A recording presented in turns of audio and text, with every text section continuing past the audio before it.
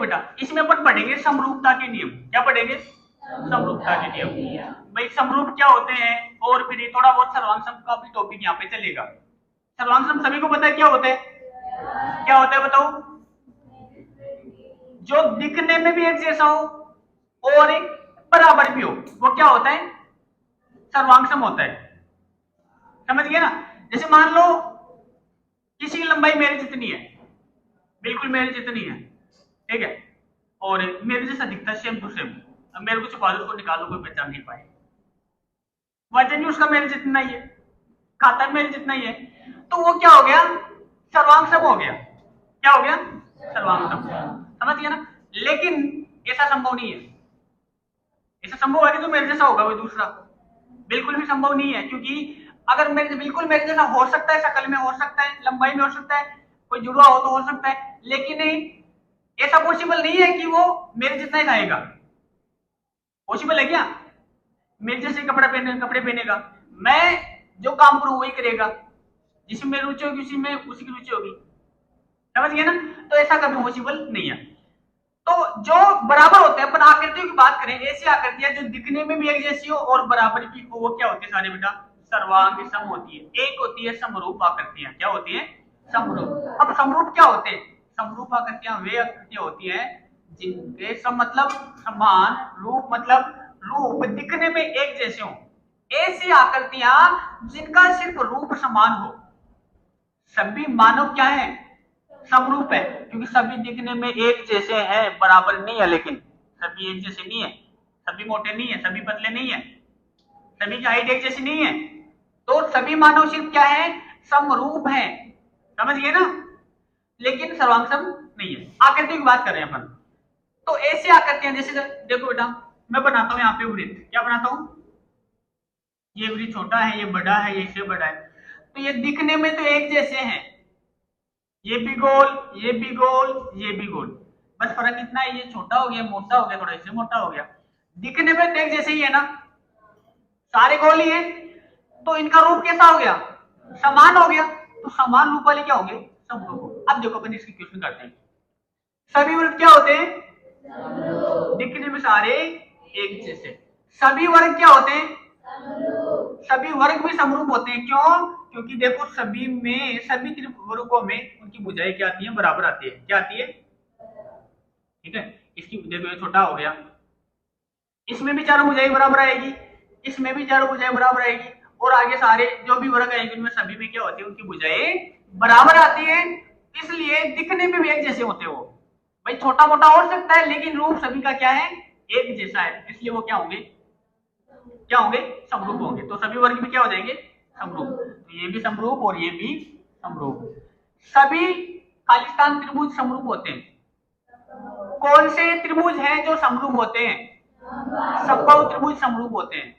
क्यों? मैंने बताया कि भाई समबाहु त्रिभुज देखो, एक छोटा है, फिर एक उससे बड़ा है, दिखने में तो एक जैसे ही है ना, इसमें भी समान भुजाएं हैं, इसमें भी समान भुजाएं हैं, और अगले जो आएगा उसमें क्या आएगी? समान भुजाएं आएगी। तो इसलिए समबाहु त्रिभुज क्या होंगे? समरूप होंगे। अब समद्विबाहु त्रिभुज क्या होता है? समद्विबाहु त्रिभुज वो होता है जिसमें दो भुजाएं क्या होती है? बराबर होती है। तो देखो समद्विबाहु त्रिभुज मैं बनाता हूं। जैसे मान लो ये है, ये 5, ये 5, ये 10। मैंने एक समद्विबाहु बनाया यहाँ पे, ये 10, ये 10, ये 5। तो ये क्या समरूप है? क्या समरूप नहीं है? क्योंकि इसमें तो ये वाली भुजाएं बराबर है। ठीक है ना? इसमें ये वाली तो दिखने में एक जैसे कैसे हो गए? नहीं है ना? तो इसमें ये दोनों भुजाएं, ये इसमें भी ये 5 की होनी चाहिए थी, या फिर ये 10 की होनी चाहिए थी, तब तो हो सकता था। लेकिन समद्विबाहु त्रिभुज कभी भी ऐसा पॉसिबिलिटी बनते, लेकिन हो नहीं सकता।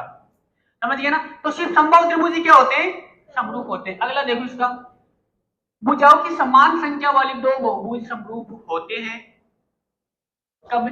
पहला, उनके संगत कोण। ये आपको पता होना चाहिए। समरूपता की एक पहचान होती है कि जैसे मान लो दो त्रिभुज हैं, नहीं दिख रहा या नीचे दिख रहा है? कौन सा है? जैसे समरूपता की पहचान क्या होगी? दो त्रिभुज बनाता हूं यहाँ पे मैं। जैसे मान लो ये कोण 60 का है, तो ये भी कितना होना चाहिए?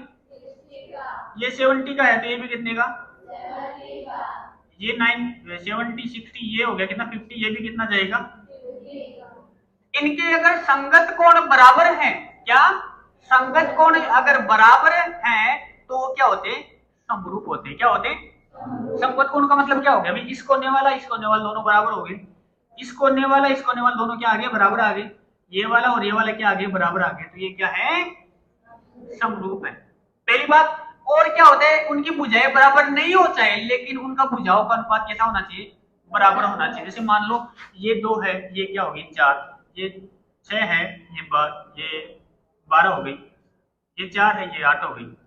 तो भुजाओं का अनुपात को बटे में लिखते हैं भाई, संगत भुजाएं, इसके संगत कौन सी, ये भुजाएं है, तो 2 बटे क्या आ गया 4, ये कितनी है 6 बटे 12, ये कितनी 4 बटे, इसके कोने में ये, इसके कोने में ये, इसके कोने में ये, काटेंगे कितना जाएगा सभी में 1 बटे 2, 1 बटे 2, तो इनका अनुपात समान आ रहा है ना।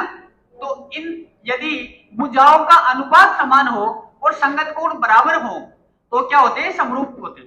समझ गए ना सभी आकृतियां, ठीक है। देखो समरूप आकृतियां कौन सी होती है, बताओ कौन सी होंगी। अपन ने फर्स्ट क्वेश्चन में पढ़ लिया समरूप आकृतियां क्या क्या होते हैं, जिनके रूप एक जैसे हो। तो बेटा पहली समरूप आकृति क्या क्या हो जाएगी, देखो मैं ए लिख देता हूं, जैसे मान लो हो सकता है कि सभी वृत्त क्या होते हैं, समरूप होते हैं। मैंने बी बोला, सभी वर्ग भी क्या होते हैं, समरूप होते हैं। समझ गए ना।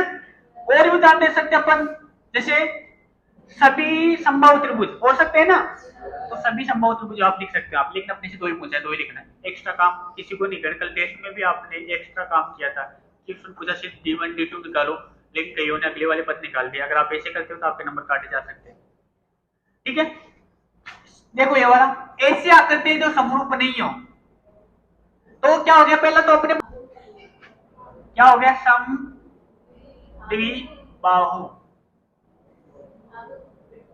त्रिभुज भी क्या होते हैं, समरूप नहीं होते। बी वाला अगर मैं बात करूंगा तो विषमबाहु त्रिभुज की बात कर सकते हैं, समझ गए ना। तो विषमबाहु, तो बेटा आपको ये ध्यान रखना है भाई, कोई भी आपको 2 उदाहरण देने, समझ गए ना, कोई दिक्कत है नहीं है ना। अब इसमें बताना अपने को कि आकृतियां समरूप है या नहीं है। तो समरूप होने की 2 शर्त होती है, क्या, उनके भुजाओं का अनुपात समान आना चाहिए, अनुपात समान आना चाहिए, और दूसरी शर्त क्या, उनके संगत कोण भी बराबर होना चाहिए। अगर ऐसा है तो समरूप, नहीं तो समरूप दोनों शर्त होने चाहिए। तो देखो पहले अपन अनुपात देख लेते, 1.5 बटे 3, भाई इसका अपॉन ये हो गया, ठीक है, इसका ले लेते अपन अब 1.5 बटे 3 है, फिर इसका ले लो R³ बराबर ये कितना है 1.5 बटे 3, ये कितना है 1.5 बटे ये भी 3, ठीक है। मैं इसका पॉइंट हटा दूं, नीचे लगा दूंगा 10, मतलब कि 0 हटा दिया मैंने, 0 लगा दिया, हटा दिया, यहाँ लग दिया 0, हटा दिया, यहाँ पर 0 लग गया। 15 से काटा 1 बटे 1 बटे 1 बटे 1 बटे, हंस लो तुम। चलो इनका अनुपात तो समान आ रहा है ना। क्या इनके संगत कोण भी बराबर है क्या, इसने बोला ये तो 90 डिग्री का है, ये बॉक्स 90 डिग्री का होता है, ध्यान रखना।